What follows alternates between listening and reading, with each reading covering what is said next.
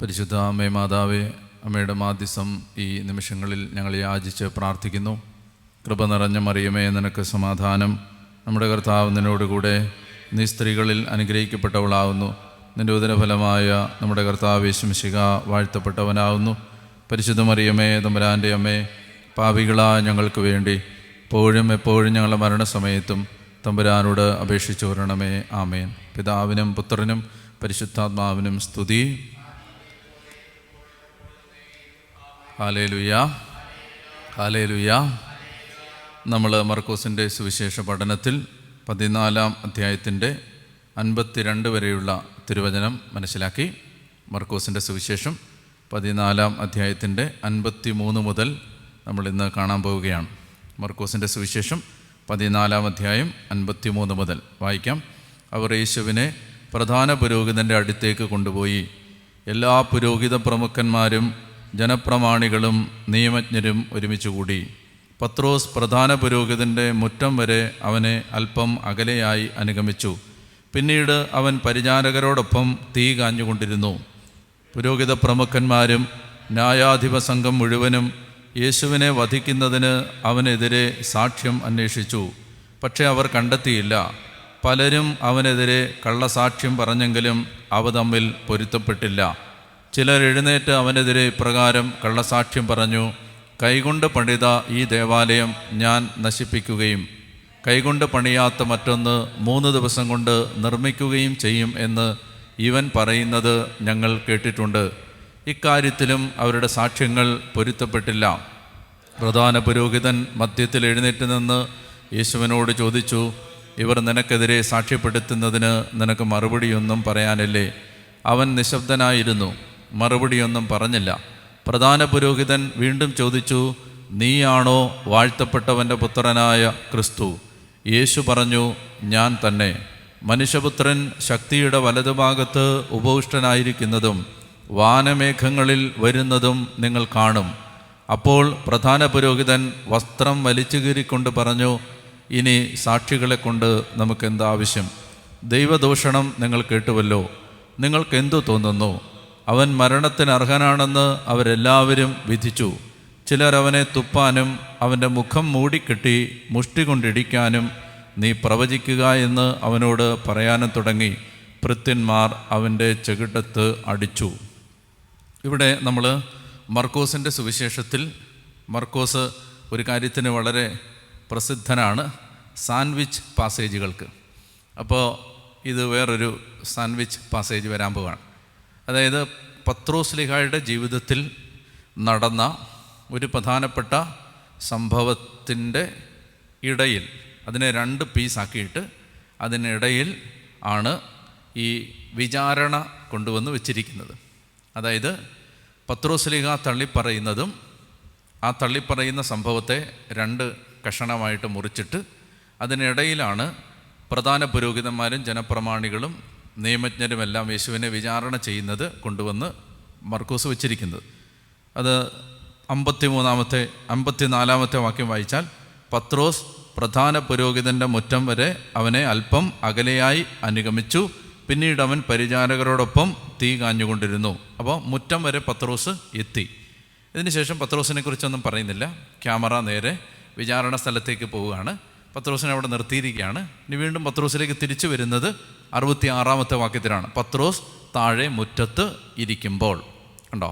അപ്പോൾ പത്രോസിനെ ആ മുറ്റത്ത് ഇരുത്തിയിട്ട് അതിനിടയിലാണ് ഈ വിചാരണ പറയുന്നത്. അങ്ങനെ മർക്കോസ് ഇങ്ങനെ ഈ പാസേജസ് സാൻഡ്വിച്ച് ചെയ്യുന്നതിന് പല ഉദ്ദേശങ്ങളുമുണ്ട്.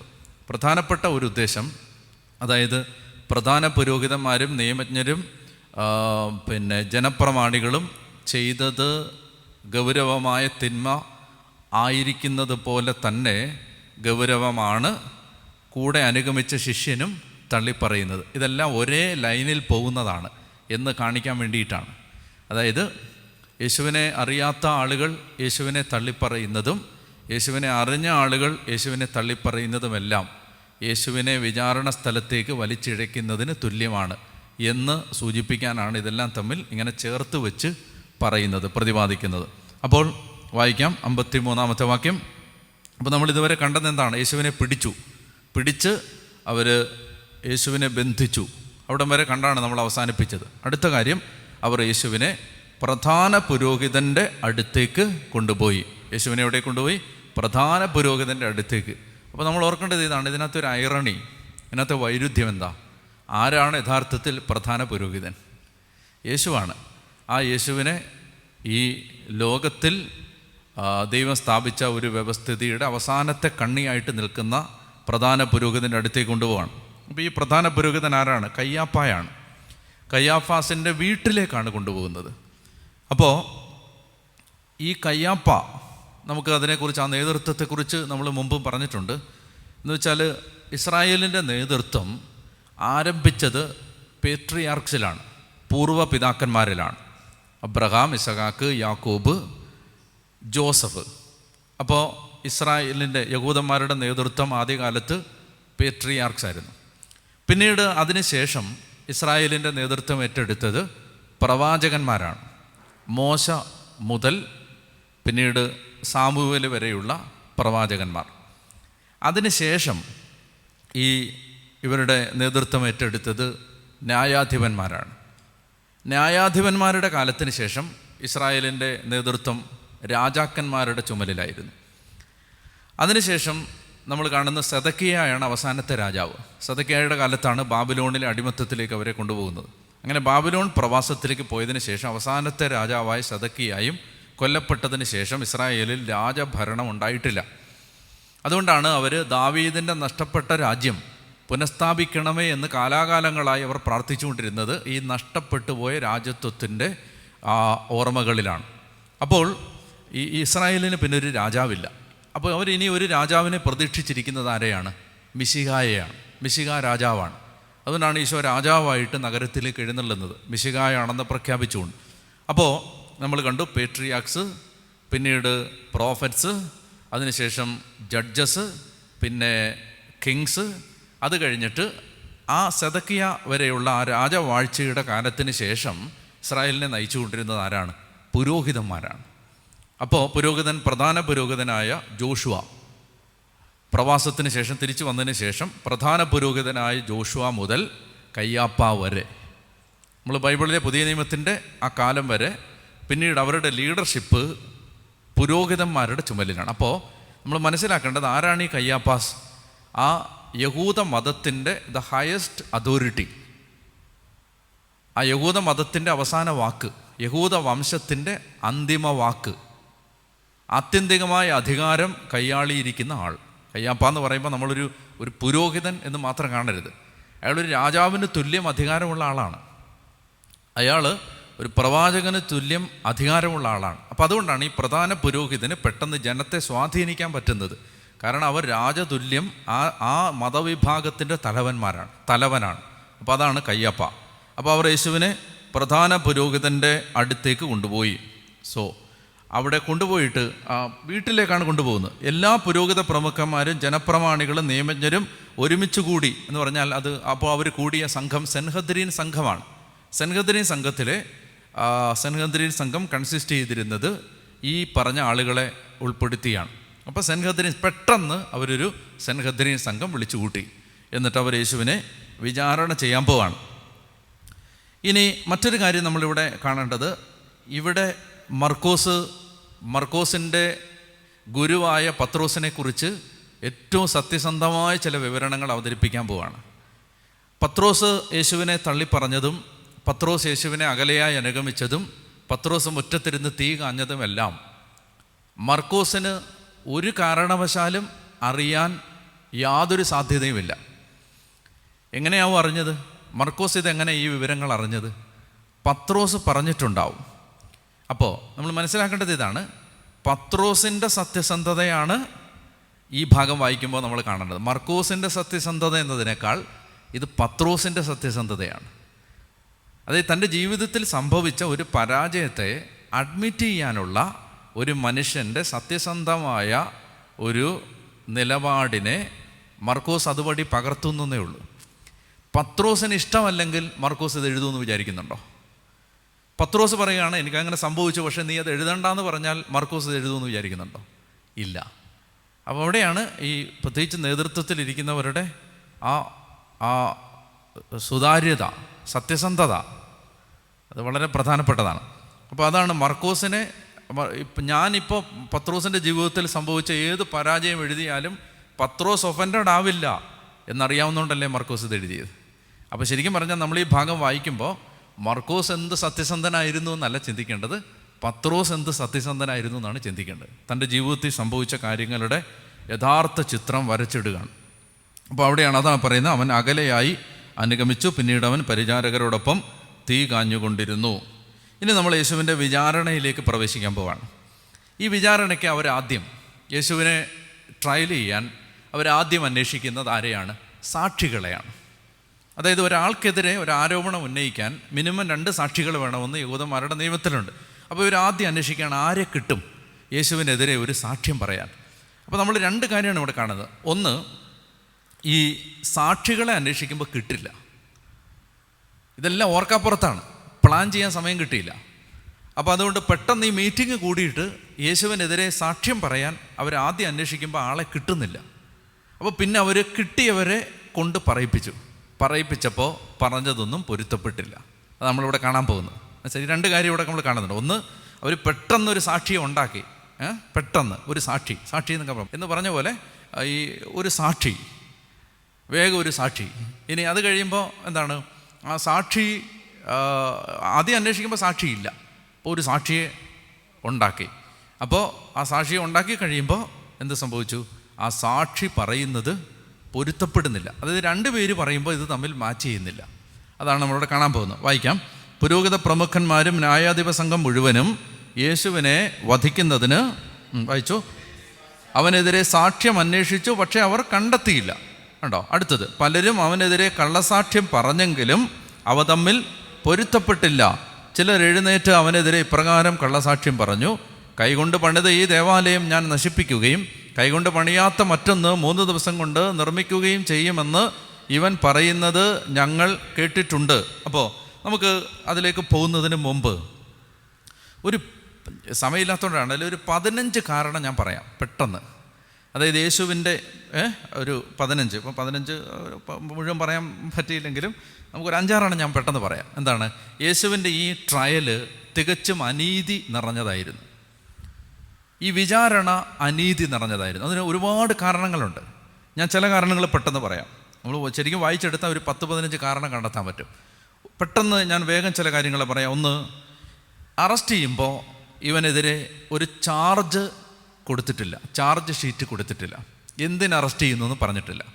അതങ്ങനെ ചെയ്യാൻ പാടില്ലെന്നാണ് അവരുടെ നിയമം. ഒരാളെ അറസ്റ്റ് ചെയ്യുമ്പോൾ നിന്നെ എന്തിനാണ് അറസ്റ്റ് ചെയ്യുന്നത് എന്ന് റിപ്പോർട്ട് ചെയ്യണം. അത് ചെയ്തിട്ടില്ല. ഒന്ന്. രണ്ടാമത്തേത്, അറസ്റ്റ് ചെയ്യുന്നത് യഹൂദന്മാരുടെ നിയമം അനുസരിച്ച് സന്ധ്യ മയങ്ങിക്കഴിഞ്ഞാൽ അറസ്റ്റ് ചെയ്യാൻ പാടില്ല. മനസ്സിലായല്ലോ?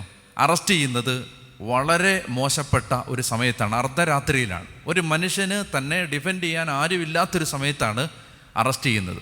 മൂന്നാമത്തേത്, ഈ ട്രയൽ നടക്കുന്നത് ഒരു അനൗദ്യോഗികമായ സ്ഥലത്താണ്. ഇതൊരു കോടതി മുറിയിലല്ല, ഒരാളുടെ വീട്ടിലാണ്. മനസ്സിലായല്ലോ?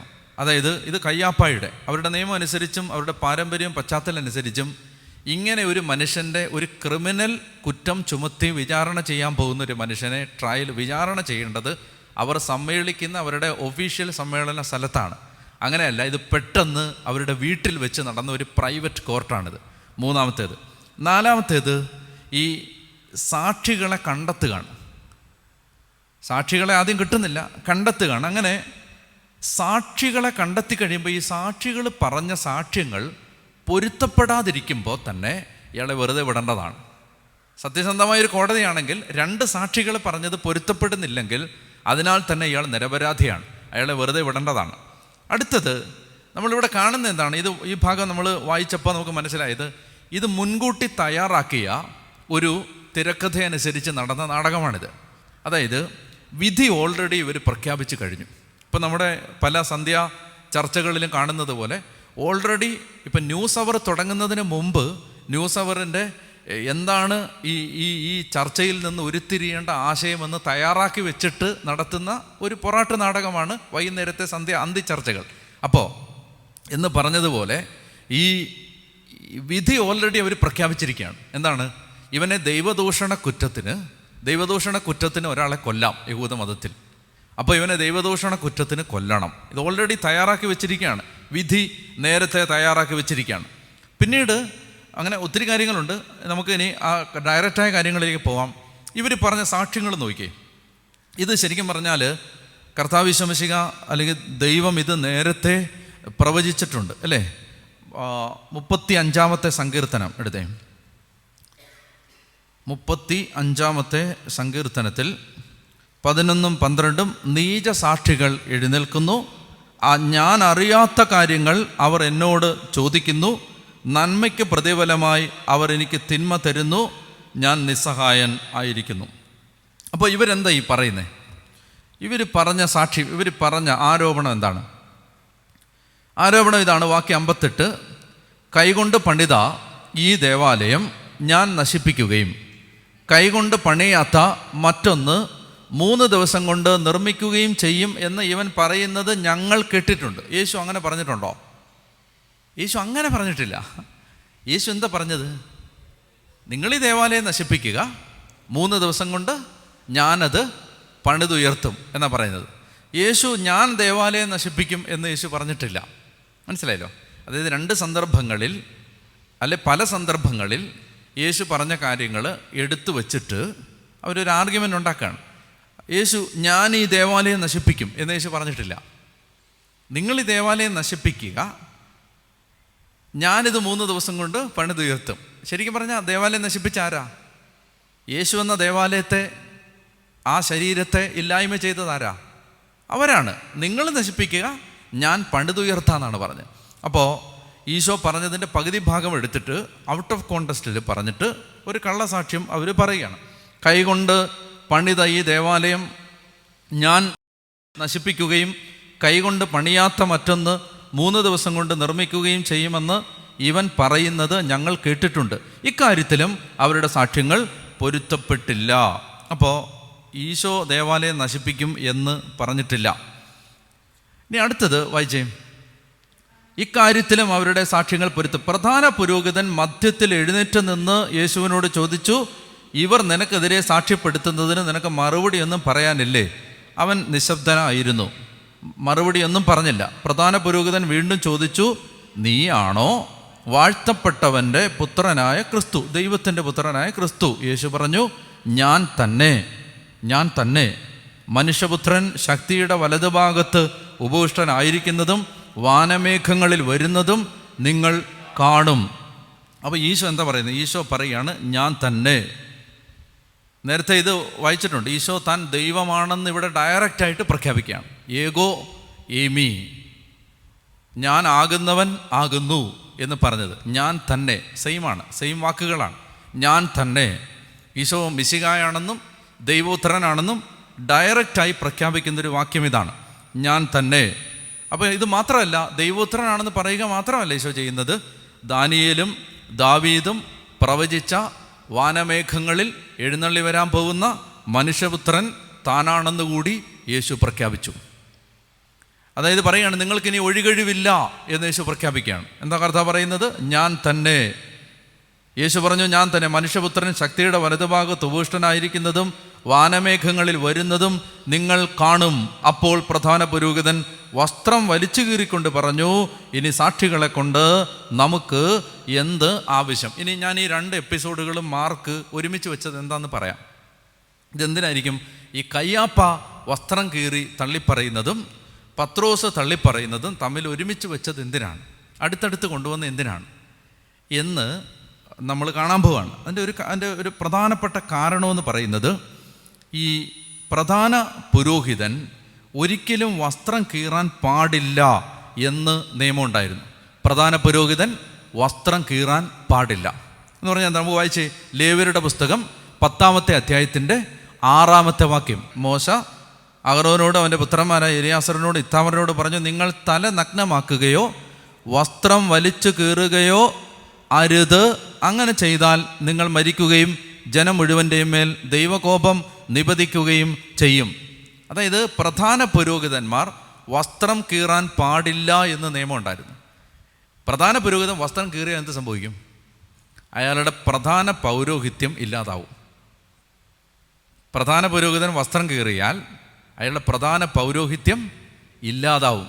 ഇവിടെ കയ്യാപ്പായുടെ പൗരോഹിത്യം ടെക്നിക്കലി അവസാനിക്കുകയാണ്. ആ സ്ഥാനത്തേക്ക് വരാൻ പോകുന്ന ആരാ? താഴെ മുറ്റത്തിരിക്കുന്ന ഒരാൾ വരാൻ പോവുകയാണ്. മനസ്സിലാവുന്നുണ്ടോ? മനസ്സിലായില്ലേ? ഹൈ പ്രീസ്റ്റ് താഴെ മുറ്റത്തൊരാൾ തീ കാഞ്ഞുകൊണ്ടിരിപ്പല്ലേ, ഇത് വരികയാണ്. അപ്പോൾ കയ്യാപ്പ വസ്ത്രം കീറിയതിന് നിസാരമായ ഒരു സാങ്കത്യമുള്ള ഇവിടെ ഉള്ളത്. അയാളുടെ പ്രീസ്റ്റ്ഹുഡ് തീർന്നു. അയാൾ മരിക്കുമെന്നാണ് പറഞ്ഞത്. നിങ്ങൾ വസ്ത്രം കീറിയാൽ മരിക്കുമെന്ന് പറഞ്ഞാൽ യഹൂദ നിയമത്തിൻ്റെ വ്യാഖ്യാനങ്ങൾ അവർ നടത്തിയപ്പോൾ അവർ പറഞ്ഞിരുന്നു, പ്രധാന പുരോഹിതൻ വസ്ത്രം കീറിയാൽ പൗരോഹിത്യം, അയാളുടെ പൗരോഹിത്യത്തിൽ നിന്ന് അയാൾ മാറ്റപ്പെടുകയാണ്.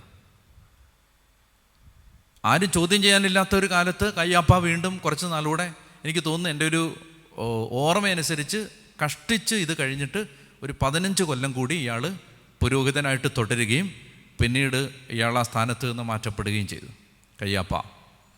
അപ്പോൾ പ്രധാന പുരോഹിതൻ വസ്ത്രം കീറി. വായിച്ചേ. പുരോഹിതൻ വസ്ത്രം വലിച്ചു കീറിക്കൊണ്ട് പറഞ്ഞു, ഇനി സാക്ഷികളെ കൊണ്ട് നമുക്ക് എന്താവശ്യം? ദൈവദൂഷണം നിങ്ങൾ കേട്ടുവല്ലോ, നിങ്ങൾക്ക് എന്ത് തോന്നുന്നു? അപ്പോൾ എന്താണ് യേശുവിനെതിരെ അവർ ഉന്നയിക്കുന്ന ആരോപണം? എന്താണ്? ദൈവദൂഷണം. ദൈവദൂഷണം യഹൂദ നിയമം അനുസരിച്ച് മരണശിക്ഷ അർഹിക്കുന്നതാണ്. ദൈവദൂഷണത്തിന് കൊല്ലാം. ഒരാൾ ദൈവദൂഷണം പറഞ്ഞാൽ അയാളെ കൊല്ലാം, അയാളെ കല്ലെറിഞ്ഞ് കൊല്ലാം. ഇനി അടുത്ത എന്താ അവർ ചെയ്യുന്നത്? അവൻ മരണത്തിന് അർഹനാണെന്ന് അവരെല്ലാവരും വിധിച്ചു. ചിലർ അവനെ തുപ്പാനും അവൻ്റെ മുഖം മൂടിക്കെട്ടി മുഷ്ടി കൊണ്ട് ഇടിക്കാനും നീ പ്രവചിക്കുക എന്ന് അവനോട് പറയാനും തുടങ്ങി. ഭൃത്യന്മാർ അവൻ്റെ ചെകിട്ടത്ത് അടിച്ചു. അപ്പോൾ ഈശോയുടെ പീഡാനുഭവങ്ങൾ ആരംഭിക്കുകയാണ്. യെശയ്യാ പ്രവചനം 50-ാം അധ്യായം 6-ാമത്തെ വാക്യത്തിൽ കർത്താവ് പ്രവചിച്ചിട്ടുണ്ട്. യെശയ്യാ 50-ാം അധ്യായത്തിൻ്റെ 6-ാമത്തെ വാക്യം, അടിച്ചവർക്ക് പുറവും താടിമീശ പറിച്ചവർക്ക് കവിളുകളും ഞാൻ കാണിച്ചു കൊടുത്തു, നിന്നയിൽ നിന്നും തുപ്പലിൽ നിന്നും ഞാൻ മുഖം തിരിച്ചില്ല. അപ്പോൾ ആ പറഞ്ഞത് എക്സാക്ട്ലി ഇവിടെ സംഭവിക്കുകയാണ്. ചിലർ അവനെ തുപ്പാനും അവൻ്റെ മുഖം മൂടിക്കെട്ടി മുഷ്ടി കൊണ്ട് ഇടിക്കാനും നീ പ്രവചിക്കുക എന്ന് അവനോട് പറയാനും തുടങ്ങി. ഭൃത്യന്മാർ അവൻ്റെ ചെകിട്ടത്ത് അടിച്ചു. പ്രാർത്ഥിക്കാം. പരിശുദ്ധ അമ്മേ, അമ്മയുടെ മാധ്യസ്ഥത്തിന് നന്ദി പറഞ്ഞ് പ്രാർത്ഥിക്കുന്നു. നന്മ നിറഞ്ഞ മറിയമേ സ്വസ്തി, കർത്താവ് അങ്ങയുടെ കൂടെ സ്ത്രീകളിൽ അങ്ങ് അനുഗ്രഹിക്കപ്പെട്ടവളാവുന്നു. അങ്ങയുടെ ഉദരത്തിൻ ഫലമായ ഈശോ അനുഗ്രഹിക്കപ്പെട്ടവനാവുന്നു. പരിശുദ്ധ മറിയമേ തമ്പുരാൻ്റെ അമ്മേ, പാപികളായ ഞങ്ങൾക്ക് വേണ്ടി എപ്പോഴും എപ്പോഴും ഞങ്ങളുടെ മരണസമയത്തും തമ്പുരാനോട് അപേക്ഷിച്ചു വരണമേ. ആമേൻ. പിതാവിനും പുത്രനും പരിശുദ്ധാത്മാവിനും സ്തുതി. ആമേൻ.